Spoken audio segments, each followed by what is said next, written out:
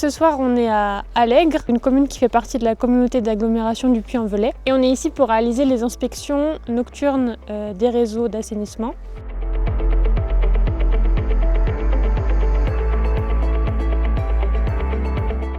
Le projet qu'on réalise actuellement, c'est le schéma directeur de la communauté d'agglomération du Puy-en-Velay sur le volet assainissement, donc eaux usées et unitaires, et également sur la partie eau pluviale. L'ADEA, c'est 72 communes, c'est plusieurs milliers de kilomètres de réseaux d'eau et d'assainissement. En eau, c'est plus de 200 réservoirs, plus de 140 ressources.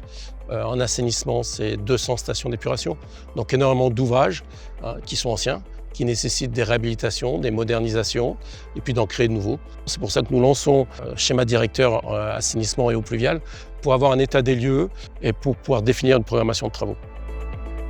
C'est un territoire sur lequel on a déjà une bonne connaissance puisqu'on réalise une mission de maîtrise d'œuvre sur la station d'épuration de Chadrac, donc la station principale du Puy-en-Velay.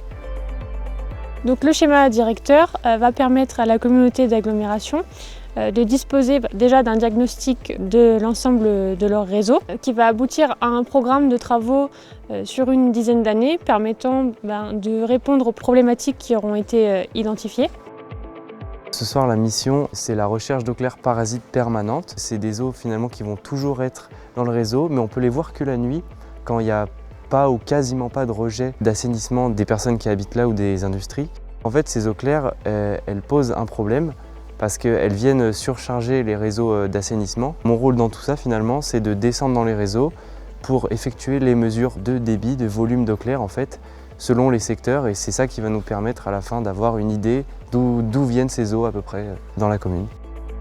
Alors, le bilan qu'on peut faire de la collaboration entre IRH et la communauté d'agglomération du Puy est un bilan positif. On a pu profiter de l'expérience d'un bureau d'études d'envergure nationale qui nous a apporté son savoir-faire et qui a été moteur tout au long de l'étude pour nous faire des propositions et nous aider à avancer dans les bonnes directions.